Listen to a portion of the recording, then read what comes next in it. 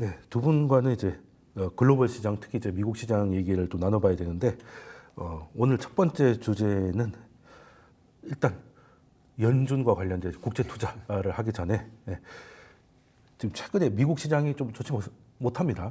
그렇죠, 좋지 못하고 지난 금요일은 좀 이제 강한 반등을 보이길래 이제 조정이 다 됐나는 생각을 했더니 오늘 새벽은 황 사장이 나왔음에도 불구하고 뭐 이렇다 할 뭐 반응이 없었습니다. 그러면 대표님이 보기에는 지금 그 조정이 어느 정도 다 된 것 같습니까? 아직도 진행 중으로 보십니까? 저는 일단 뭐 바닥은 봤기 때문에 네. 일단 조정은 어느 정도 이제 거의 마무리가 됐다라고 보여지는 거고요. 네. 대신 이제 주가가 뭐 제가 다른 뭐 프로라든지 여기서도 말씀을 드렸지만은 3월달 들어서 이제 결국 미국의 이제 주식시장이죠. 네. 박스권을 계속 유지를 했었는데 그 네. 박스권이 한번 밑으로 다운그레이드가 돼 있다. 그 그랬죠. 말씀을 네. 드렸고요. 네. 그래서 S&P 500 같은 경우는 한 5천 죄송합니다.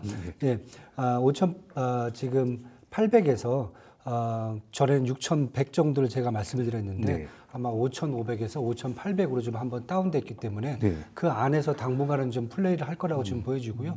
어제 지수 같은 경우는 이제 다시 박스권 하단에서 치고 올라오다가 다시 또 이제 박스권 중단에서 머무르는 이제 모습을 보였고요. 당분간 이제 그 모습을 이제 저는 보일 거라고 생각을 하기 때문에 그런 측면에서 본다면은 뭐 이게 조정이 마무리됐다 뭐 이런 부분보다는 네. 시장은 그 펀드멘탈에 맞춰 갖고 항상 박스권을 유지한다. 이제 당분간은 이제 그렇게 네. 지금 보여지고요. 그 기저에는 이제 사실 두 가지죠. 하나는 중요한 게 트럼프의 이제 관세 부과에 대한 우려, 불확실성이죠. 네, 정책 그래서 불확실성. 어떤 날 보면 이제 트럼프 관세 얘기가 없는 날들이 있어요. 그날들은 주가가 올라요. 네, 그 트럼프 골프 치러 가면 좀 조용하더라고요. 조용하고요. 네. 그런 날은 또 오르고 네.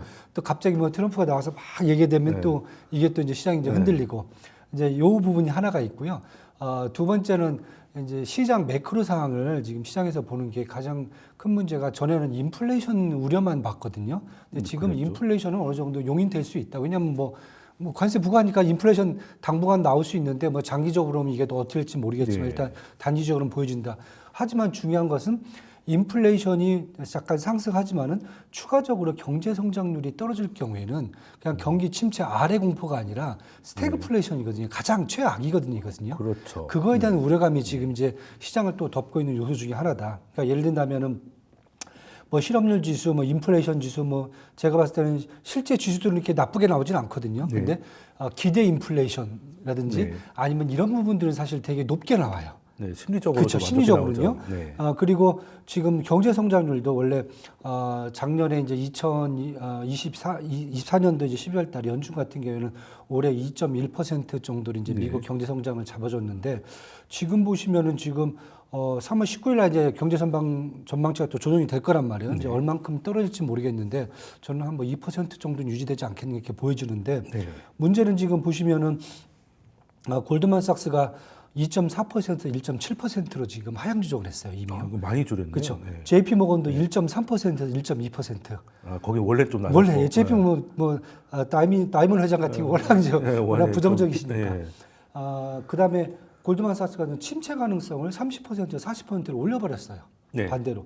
시티그룹 같은 경우가 1.6%에서 상승해서 1.4%로 지금 낮춰버렸거든요. 근데 여기도 사실 어떻게 보면 이렇게 뭐 지표를 보고 그런 게 아니라 다 기대치예요. 그렇죠. 당장은 뭐 어떤 지표로 보이지 않지만은 앞으로 만약에 심리가 나빠지고 그다음에 또 보복관세 당하고 이러면 경제성이 떨어질 거다.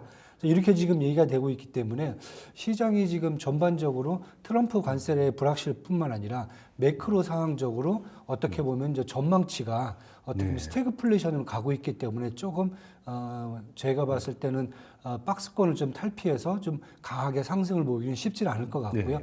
현재 상태라면은 뭐 그동안 보시면 이제 또 어떻게 보면 종목들이 많이 밸류에이션이 좀 떨어졌어요. 그렇죠. 떨어져 갖고 그걸 또 본다면은 이 정도 박스권에서 당분간은 유지하지 않겠는가.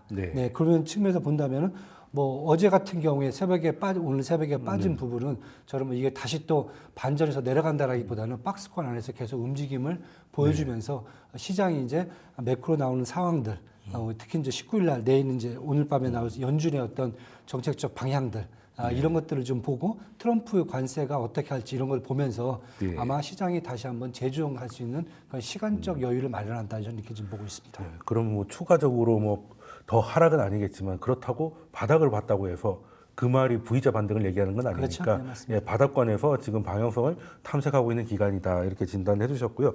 그럼 유 박사님께서는 최근 미국 시장 어떻게 진단하고 계십니까?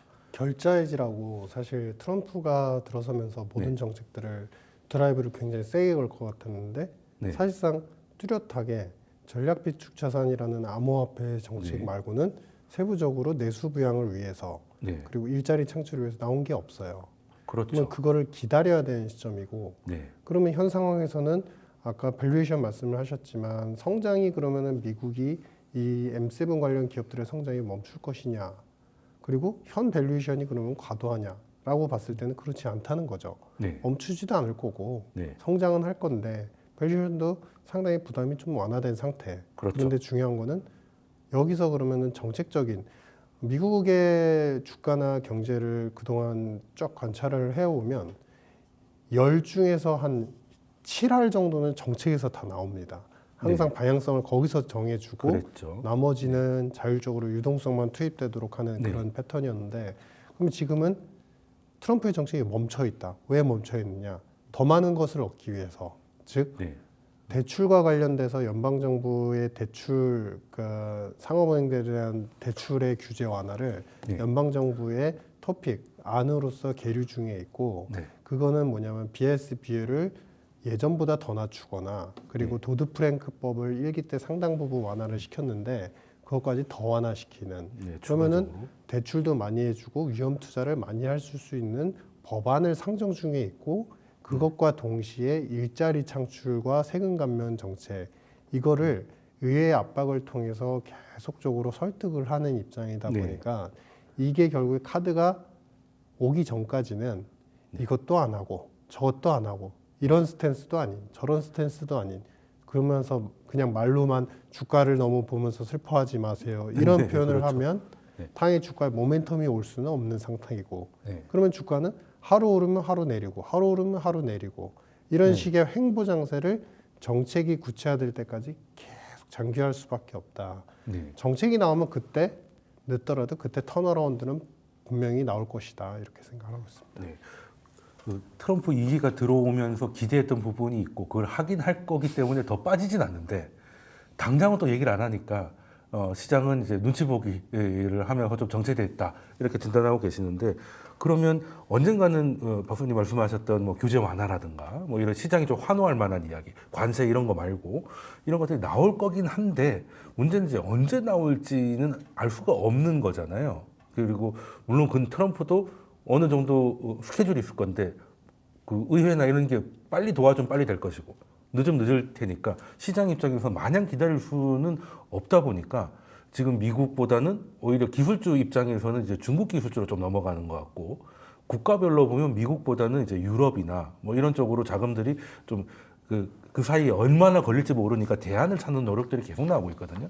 그럼 이거는 말 그대로 잠깐 놓을 수 없으니까 시장 입장에서 놓을 수 없으니까 잠깐 하는 건지 아니면 정말 트럼프가 뭔가를 내놓을 때까지는 그때까지는 시장 색깔이 지금 현재 모습을 이어갈 거라고 보시는 겁니까? 두 분께서 어떻게 보시나요? 일단 저는 뭐 이게 그동안 사실 자금들이 네. 어떻게 보면 미국으로 다 쏠려 있었어요. 그랬죠. 쏠려 있던 부분이 이제 저는 정상화되는 과정으로 보지. 네. 이게 다시 뭐 유럽으로 갔다, 네. 뭐 중국으로 갔다가 잠깐 있다가 파킹했다가 다시 또 미국으로 들어오고 네. 이렇게 보진 않아요. 왜냐하면은 쏠림의 예, 완화. 네. 왜냐하면 이제 지금 이제 가장 큰 게 일단 AI 산업 쪽에서 그렇죠. 미국의 독점이 깨진 거잖아요. 네. 그렇다고 하면 자본이 굳이 미국에 집중될 필요는 없다는 거죠. 네. 원래는 사실 AI 산업뿐만 아니라 글로벌 빅테크 기업들도 보면 뭐 유럽뿐만 아니라 중국도 사실 아니면 한국까지 이렇게 다 분산되어 있는 상황인데 네. 여태까지는 사실 미국에 다 집중이 돼 버린 거잖아요. 그랬죠. 예, 그랬던 집중화됐던 것이 저는 이제 다시 분산화되면서 제자리를 찾아가는 정상화 과정이 아닌가. 왜냐하면은 우리가 투자를 할 때 미국만 100% 투자하는 게 아니라 글로벌로 본다면 뭐 유럽도 20-30% 가야 되고 중국도 10% 가야 되고 네. 이러한 기본적인 이제 포트폴리오 분산이라는 게 있잖아요. 네. 지역적 분산도 있고 무슨 상품단의 분석도 있고 아니면 자산단의 분석도 있는데 네, 그렇죠. 저는 이제 첫 번째 관련돼 있는 지역적 분산이 이제 정상화되는 과정이 아닌가 사실 이렇게 지금 보고요. 네. 가장 큰 부분이 일단은 이제 AI 산업 쪽에서 먼저 그게 나왔다 이렇게 네. 지금 보여지고요. 이걸 갖고 좀 지역적으로 좀 분산이 될 수 있을 것 같고요. 두 번째는 이제 정치적으로도 사실 또 지금 분산이 되고 있어요. 그러니까 예를 들면 오늘 이제 다들 FOMC 회의만 보고 계신데 유럽 쪽에서는 오늘 EU 정상회담이 있습니다. 네, 맞습니다. 네, 왜냐하면 거기서 뭘 얘기를 하겠습니까? 뭔가를 하기 위해서 돈을 풀겠다든지 그렇죠. 뭐 뭐 이런 것들이 나오죠. 내부적 왜냐하면 EU는 계속 지금 금리를 내리고 있거든요. 21은 네. 금리를 내리고 있고 네. 또 하나는 그다음에 자체 방어를 이제 방위 시스템이죠. 네. 그리고 나토가 이제 어떻게 되면지 네, 모르니까 국방비 늘려야 되고. 국방비 늘려야 된다. 네. 그다음에 트럼프에 대한 상호 관세에 대해서 어떻게 같이 공동으로 대응할 건지 이런 부분들이 계속 나온단 말이에요. 그렇다고 보면은 어떻게 보면 지금 정치적으로 그동안 계속 미국이라든지 경제적으로 다 쏠렸던 자금들이 일단 유럽으로 또 갈 수 있는 지금 기회가 마련되는 거고요. 그다음에 뭐 중국은 아까 말씀드린 AI 산업뿐만 아니라 중국이 그동안 계속 뭐 수출만 갖고 먹고 살던 그러한 이제 국가였는데 최근 들어서 다시 이제 내수 확대 쪽뿐만 아니라 네. 내부 성장을 계속 하겠다라는 그런 모습을 보여주고 있으니까 그럼 또 거기에 맞춰 갖고 자금이 움직이는 모습들. 그래서 저는 이렇게 본다면은 그동안 이제 100% 저는 미국 쏠림 현상에서 이제는 미국 한 70, 뭐 유럽 20, 뭐 네. 중국 10 이런 식으로 아마 각자 이제 어떻게 보면 이제 그동안 포트폴리오 분산을 안 했던 부분들이 다시 이제 포트폴리오가 이제 정상화되는 과정을 지금 보고 있기 때문에 네. 이게 뭐 자금이 사라진다 이런 뭐 그렇진 측면보다는 않죠. 예, 글로벌 투자에 대한 어떻게 보면은 가장 큰 비중 전환이다 이렇게 지금 보시면 좋을 것 같습니다. 그러면 이제 박사님께서도 같은 질문 드리면 쏠림의 완화라고 대표님이 말씀 주셨는데 거기에 동의하신다면은 어느 정도 완화되면 다시 또 쏠림이 나올 거라고 보시는 건지 아니면은 좀 전에 말씀하셨던 게 아직 선물꾸러미 아직 안 풀었다는 거잖아요. 그게 나오면 다시금 이제 미국으로 환호해서 돌아갈 수도 있을 것 같은데 그러면 그때까지는 이제 그냥 쏠림의 완화로만 좀 보고 있다가 다시 그게 나오면 미국으로 집중하는 그런 전략은 좀 뭐 유효할까요? 네. 네. 그뭐 두 개가 어떤 게 나오면은 소물꾸러미를 풀 거라는 신호가 될 거라고 보십니까? 세금 감면. 세금 감면이요? 네. 세금 감면이 그러니까 이게 시나리오상 사실 트럼프 제가 이제 예전에 기술한 책을 한번 말씀드린 적이 있었는데 트럼프는 모든 게 다 체계적이에요. 그러니까 지금 의회에서 TCJA를 일기 때도 그걸 얻어낼 때 그러면 그걸 왜 얻어내야 되느냐? 세금 감면은 당장에 우리 실질 가용 소득과 그 실질 가능 그 소비 규모를 갖다가 갑자기 업그레이드를 시켜주거든요. 그렇죠. 그래서 실제 돈을 안 벌었는데도 가게들이 돈을 번 것처럼 생각하게 되고 기본적으로 미국의 가처분 소득 대비 그 저축률은 상당히 낮은 상태이기 때문에 일기 때도 비슷했고 지금도 3%대에 불과합니다. 그러면 그 세금 감면이 되는 부분만큼이 그대로 돈으로 쓰여지게 돼요. 그게 서비스가 됐던 상품 이제 그 소비가 됐던 바로 연결이 되는데 그와 동시에 세금 감면이 가게한테만 이루어지면 그걸로는 사실은 소비하고 끝나네라고 생각하시겠지만 세금 감면이 기업들 대상으로 이루어진단 말이죠. 그러니까 대기업 같은 경우는 이미 IRA법을 통해서 바이든때 증세를 했어요.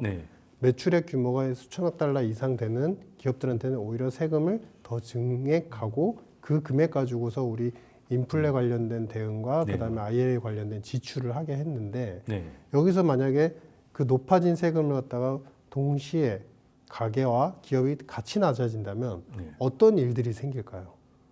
일단 돈이 풀리는 효과가 생기죠. 돈이 많아지는 거죠. 기본적으로 돈이 많아지고 그렇죠. 정부는 돈이 작아지는 거죠. 그렇죠. 정부 돈은 적어지는데 민간의 돈은 많아지면 시중에 돌아다니는 돈은 첫 번째 지표를 다시 좋게 만들 수 있고 두 번째 대표적으로 소비 지표 같은 거 결국에 가계와 공통적인 이 기업들의 유동성 돈들은 또다시 주식시장으로 흘러가서 또 투자의 붐을 또 일으킬 수 있고 거기에 세 번째 연결되는 구조는 소비도 괜찮은데 그 우리 얘기하는 이제 기업 세금도 낮아지니까 당연히 기업의 이익, 세후 영업이익 규모도 네. 올라가겠죠. 그렇죠. 그러면은 이런 흐름이 되려면 사실은 시나리오상 생각해 보면 가장 걸린 돈이 뭐죠? 세금 감면이잖아요. 그걸 할 수 있을까? 그렇죠. 문제죠. 정부가 돈을 덜 받게 된다는 거를 그렇죠. 설득을 해야 되잖아요. 공화당도 반대를 하지 않습니까? 일기 때 그거를 반대를 했기 때문에 네. 세금 감면을 원래는 바로 15% 그때 이제 그 실효세율이 25% 후반대에서 그랬죠. 15%로 바로 낮추려고 했는데 그것까지는 안 되겠어. 네. 라고 하면서 거의 6개월 이상의 토론 기간을 거친 다음에 21%에서 서로 합의를 봤거든요. 네. 내부에서도 공화당 내부에서도. 근데 지금은 이제 실효세율이 상당히 낮아져 있는 상태이고 네. 그런 상태에서 이제 15% 그러면 거의 이제 끝자락으로 낮출 수 있는 최저 수준까지 OECD에서 그러니까요. 생각하는 네. 최저 수준까지 낮아지는 거니까 이 기간이 얼마나 합의가 쉽지 않겠어요. 그렇죠. 그때도 6개월인데 지금 한 1년 넘게 그렇죠. 걸리는 거 아닙니까? 그리고 그때 대비해서 지금 이런 재정을 갖다가 소중히 써야 된다라는 강경파의 목소리는 되게 커졌고요. 그렇죠.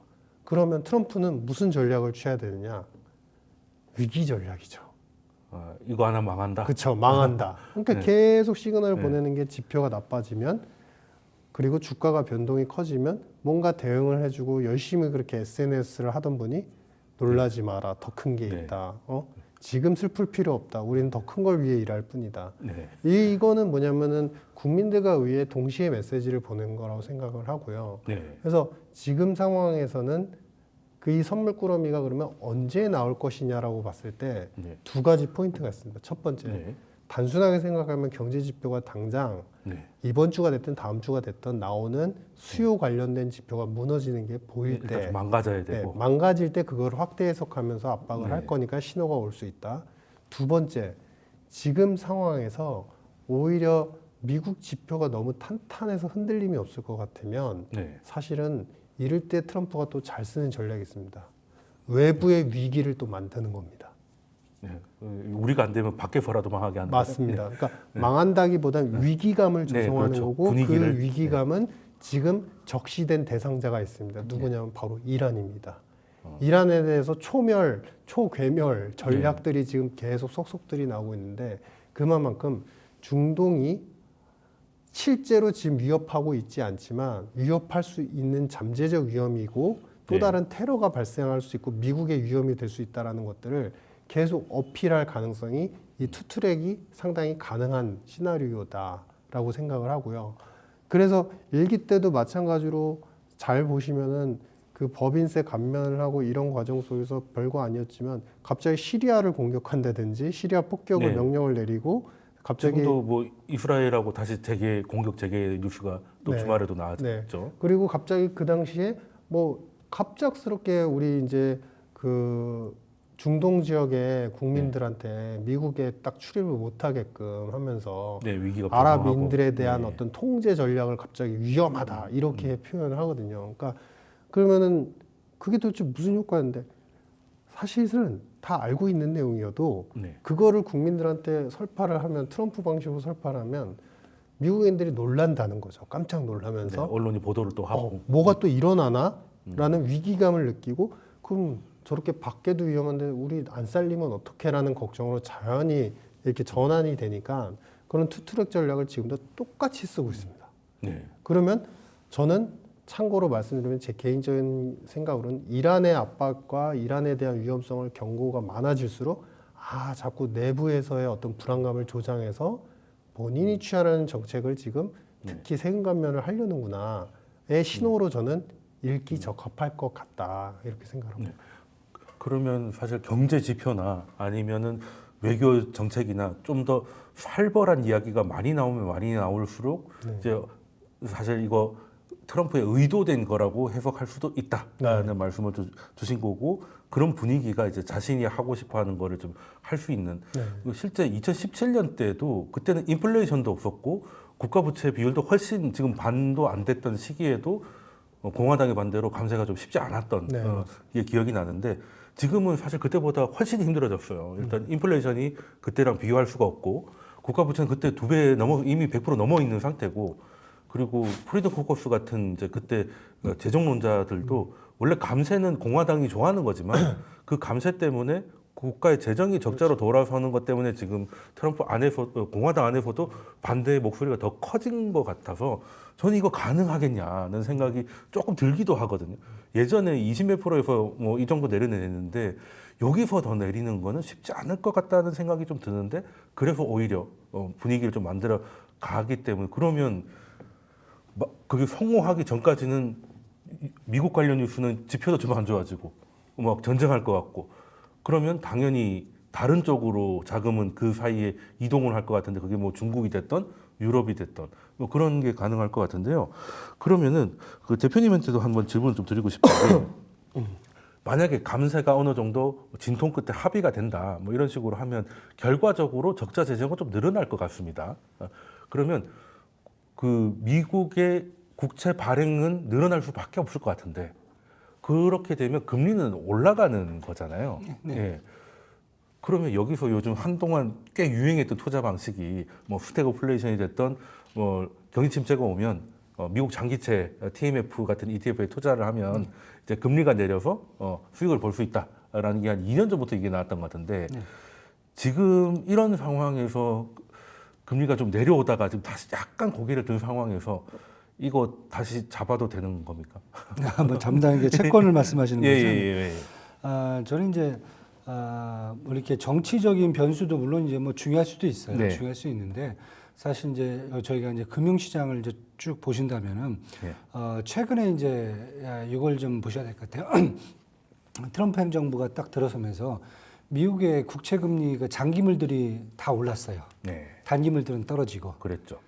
역전 현상이 사실 해소가 됐거든요. 네, 맞습니다. 그때만 해도 다른 게 아니라 경기 침체라는 얘기가 없었어요. 네. 인플레이션이 뭐 조금 오른다 하더라도 경기가 되게 성장을 하고 정상화 될 거다.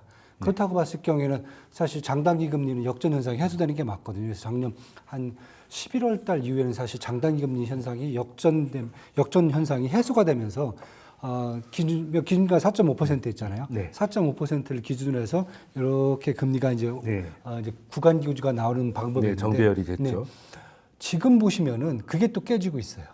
다시 역전되고 있습니다. 예, 경기 침체 우려가 계속 나온단 말이에요. 네. 중요한 게 그다음에 두 번째는 인플레이션 기대치가 지금 단기가 되게 강하게 올라가요. 장기보다는. 네, 맞습니다. 그렇다고 보면은 시장에서는 지금 또 보는 게 뭐냐면은 경기 침체 스태그플레이션까지 오면은 결국은 또 장단기 금리가 역전된다는 거죠. 네. 그래서 어제 같은 경우 뭐 요즘 제가 계속 보는데 장기물들 있죠. 장기물들 사실 금리가 조금씩 좀 떨어져요.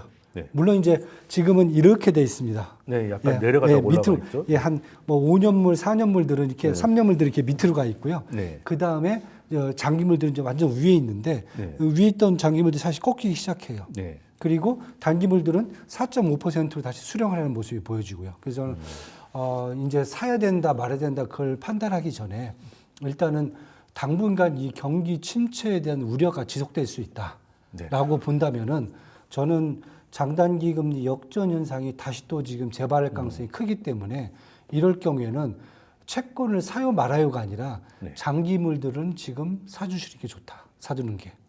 경기 침체 가능성에 베팅을 그렇죠. 네. 만약에 한다 그러면은 그렇다고 한 몇 달 정도는 단기물들은 올라갈 거예요. 저는 단기물 건드리는 건 지금 안 좋다. 네. 장기물들은 내려간다라고 보면은 그래야 역전 현상이 나오잖아요. 그렇죠. 장기물들 같은 경우는 저는 매수하시는 시점으로는 저는 뭐 괜찮다라고 지금 보여지고요. 반면에 단기물은 좀 피하자. 이런 식으로 지금 네. 일단 먼저 좀 접근을 좀 하고 있습니다. 그래서 시장이 딴 거보다 자꾸 이제 경기 침체라든지 스태그플레이션에 대한 우려를 자꾸 얘기할수록 네. 채권에 대한 전략은 명확하게 셀 단기물이고 바이 장기물이 되는 딱 그런 전략은 네. 당분간 저희가 갖고 와야 될 그런 전략이 아닌가 이렇게 지금 보고 있습니다. 네, 성장이 강하지 않을 때는 금방 말씀하셨던 그 전략이 이제 거의 상식처럼 받아들이는 부분이 있고 특히 최근 단기 쪽으로 되게 기대 인플레도 뭐 1년짜리가 5년짜리보다 더 높고 뭐 이런 상황들이 지금 단기물은 좀 금리를 끌어올린 게 좀 있고 최근 물가 반등 그렇죠. 때문에 근데 그 장기물은 이제 내려갈 가능성이 더 높게 보신다. 기준금리 4.5%를 네. 보시면은 단기물들은 원래 기준금리에 사실 수렴하게 돼 있거든요. 네. 근데 그 밑으로 지금 4.0%까지 내려가 있어요. 네. 근데 뭐 올해 이제 뭐 두 번 기준금리 내린다는 그것까지 가정해서 지금 내려가 있는데 그게 당장 안 나올 수 있다. 그럴 경우에는 다시 단기물들은 4.5% 기준금리를 수렴할 수 있는 가능성이 커진다는 거죠. 그만큼 갭이 있는 거고 지금 장기물도 보면 대충 한 4.8에서 4.9%대까지 올라가 있거든요. 그런데 역전 현상을 간다 그러면은 그 이제 작년에 저희가 계속 봤던 현상들이거든요. 그 밑으로 다시 또 보셔야 될 거죠. 그래서 저는 그런 측면에서 본다면 지금 장기물이 떨어질 수 있는 지금 여력이 되게 지금 커요. 그래서 거기에 좀 베팅을 좀 해보시면 어떻겠는가. 그렇게 지금 보고 있습니다. 장기 금리라고 하면 이제 크게 이제 두 가지 요소가 들어가지 않습니까? 이제 명목 성장률하고 거기에 또 그 인플레이션을 그렇죠. 더해서 하는데 인플레이션은 뭐 더는 안 올라간다고 치면 그렇죠. 지금 모든 IB들의 전망들이 실질 성장률을 좀 낮추고 낮추는 있으니까 거죠. 장기 금리는 내려갈 가능성이 높아서 거기에 베팅하는 것도 나쁘지 않은 선택이다 이렇게 대표님은 말씀을 주셨고 그러면은 박사님께서는 그 금리가 예전에서부터 좀 많이 내려갈 거라는 뷰를 가지고 계셨잖아요. 지금도 여전하신지 아니면 같다면 지금 그 미국 국채에 대해서 투자를 해보는 거 금리가 내려가면 이익을 볼 테니까 그거 괜찮다고 생각하십니까? 이 장기 추세로는 결국에는 전 세계가 돈으로서 금융을 살리고 금융 때문에 소비가 살아나는 그래서 미국도 그래서 계속적으로 고성장을 하는 구조로 보이기 때문에 장기채에 대한 투자는 여전히 견조하게 가져가야 된다 생각을 하고요. 다만 타이밍상 보시면 지금은 또 장기채를 투자하기는 조금 애매한 금리 수준이다. 어느 정도가 좋을까요? 보통 그러니까 지금 이 바운더리를 보면은 장기채 금리가 아래와 위를 갖다가 계속 작년도 재작년도 보면은 뭐 5.5 이상까지 봤었고 그리고 이제 하단을 보면은 사실은 금리 인하를 할 수밖에 없다. 왜냐하면은 당연히 침체를 불구하고서라도 인플레를 완화시킬 거니까 라는 파월의 의장의 말을 믿고서 22년 그때 그랬었죠. 3% 초까지 왔었단 말이죠. 근데 이 바운더리에서 또다시 반등이 나오고 그리고 또 살살 꺾이고 있는 패턴이 지금 거의 두세 번 이상 반복이 되고 있어요. 그러면 여기서 장기채를 사는 거는 맞지만 우리가 뭐라고 하죠? 팁 더 포인트. 딱 치는 포인트들이 있다는 거예요. 장기적으로 3, 4년 동안의 추세를 보면. 그러면 장기 금리가 지금 빠지고 있을 때는 오히려 비싸게 샀을 가능성이 있고 그게 아니라 지금은 잠깐 멈췄다가 주식시장 정책이 다시 돌아오고 주식시장이 뜨거워져서 장기금리가 다시 또 언제 그랬냐는 듯이 시장에 올라가면서 위험 선호가 되면 또 장기금리가 올라가거든요. 그러면은 그때 아무도 신경을 안 쓰고 다 팔란티어 얘기하고 다 뭐 AI 소프트웨어 얘기를 할 때 그때쯤에 또 일정 비중을 사시고 하는 식으로 저는 길게 좀 가져가시자라는 이제 생각을 하고 있고요. 그다음에 그러니까 어떻게 보면 박스를 딱 그려놓고 되게 간단합니다. 오히려 박스라는 바운더리가 점점 넓어지기보다는 장기금리의 패턴이 지금 박스가 패턴이 좁아지고 있거든요. 그러니까 백박스 상단에 터치를 할 때마다 사는 거고 밑에서는 사지 않는 그런 전략들. 그다음에 두 번째는 지금 작년도부터 이미 우리 이제 바뀌긴 했죠. 상황이 바뀌긴 했는데 그 전엔 장기채를 발행을 많이 했어요. 그래서 돈을 많이 걷어들여서 썼어요. 근데 작년엔 단기물로 했어요. 그랬죠. 왜냐면 작년엔 단기물이 쌌거든요, 금리가. 그러니까 근데 이제 이런 패턴이 또 반복이 되고 단기물로 찾고 채권 발행해서 돈 걷어들이고 돈 가지고 또 예산 쓰고 이런 상황이 되니까 이렇게 되면은 또 한편으로는 단기물 발행이 많아지면 금리 인상, 금리 인하 뭐 이런 얘기 잠깐 빼겠습니다. 금리 인하 여부 빼더라도 발행에 대한 부담 때문에라도 단기 금리가 또 살짝 올라갈 여지는 있어요. 그럴 수 있죠. 그렇기 때문에 이 두 가지 요소를 생각해 본다면 지금 채권 금리에 대한 저의 포지션이나 저의 개인적인 그 투자의 철학은 이건 4년, 5년 가져가시는 거고요. 기본적으로. 근데 사는 시점, 이제 저축하는 모아가는 시점이 이 박스의 포인트의 상단을 찍을 때마다 조금씩 사시는 거. 이게 제일 유효하다.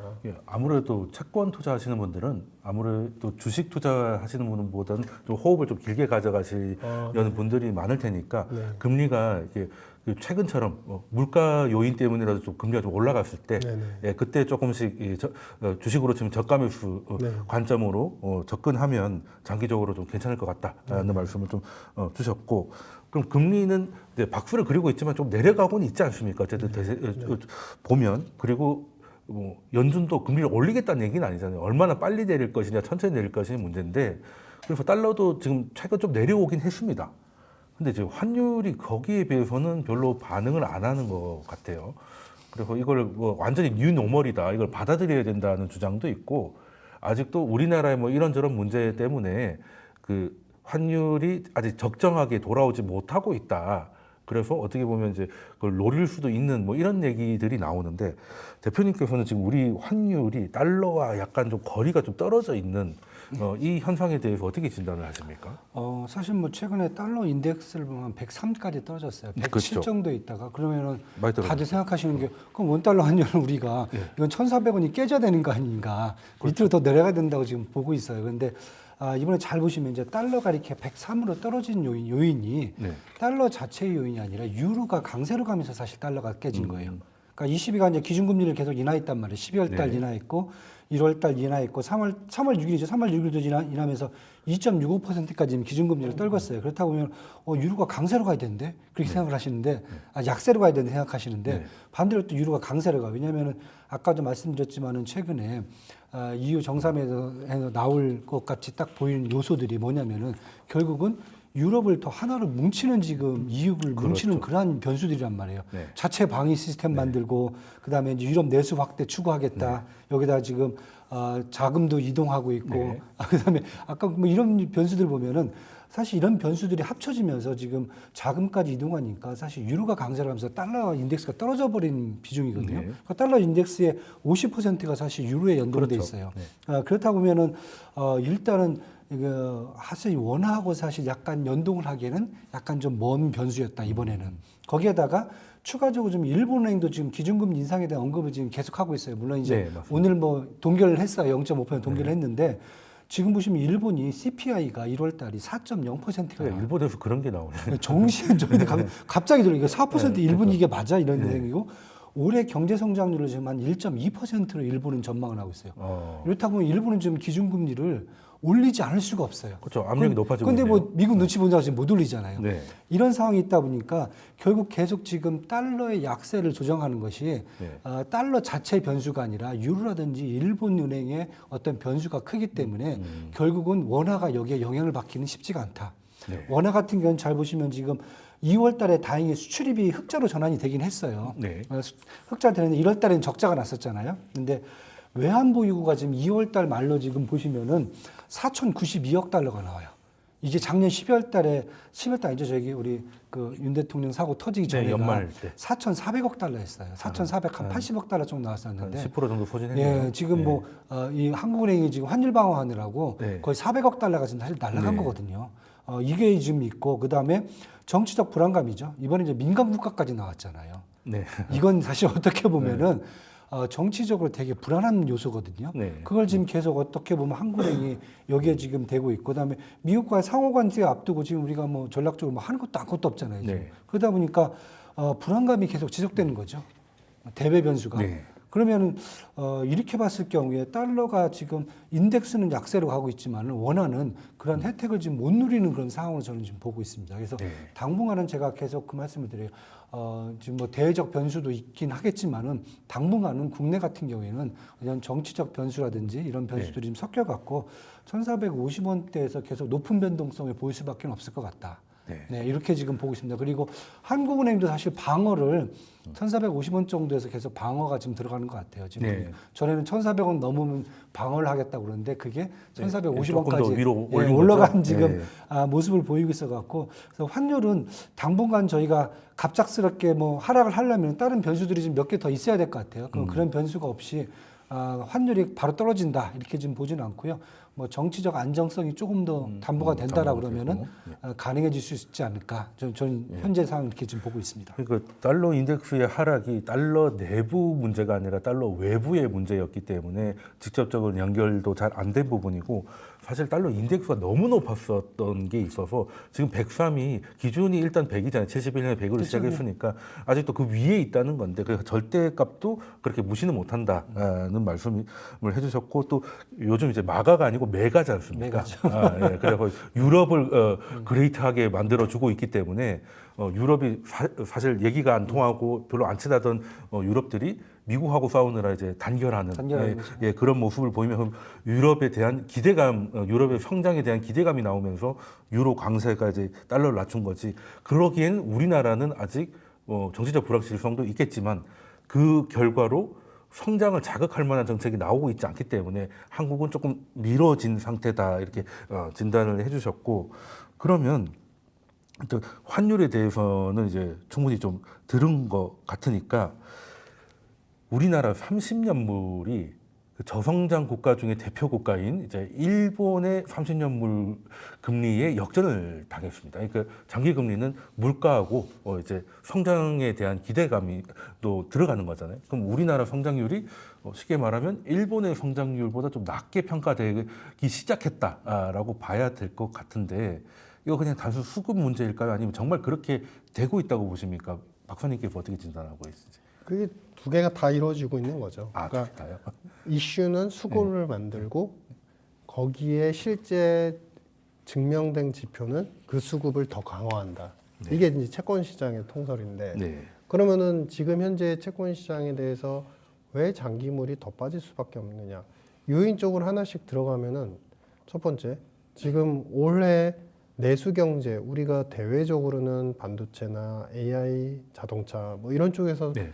어느 정도 성장의 기로를 또 찾을 수도 있겠다라는 네. 가능성은 킵해둬야 됩니다. 버리면 안 됩니다. 그렇죠. 그렇지만 내수에서 놓고 봤을 땐 내수의 성장률은 계속 다운그레이드가 되고, 그렇죠. 이미 한 3년 전부터 내수의 성장 기여도는 0이거나 마이너스였어요. 그렇죠. 역성장의 그러니까 요인이죠. 계속 네. 내수는 까먹는 구조고, 그러면은 지금 우리가 IB에서도 얘기한 1% 중반대에 대한 성장이 추세가 더 그것도 쉽지 빨라질 않다. 수 있다는 네, 거죠. 네. 더 빨라질 수 있다는 거죠. 근데 그렇게 되면, 자, 이제 대응의 방편을 생각해 보시면, 사실은 이제 이럴 때는 보통 우리가 추경을 하지 않습니까? 그러면 추경을 하려면 돈을 쓰죠. 그렇죠. 추가 경정 예산을 어떤 예산안으로 쓰겠습니다. 네. 그러니까 이 추경안에 대해서 이렇게 발표를 할 테니 합의를 합시다. 이렇게 이제 보통 프로세스가 이루어지는데, 지금 그것에 대한 리더십들이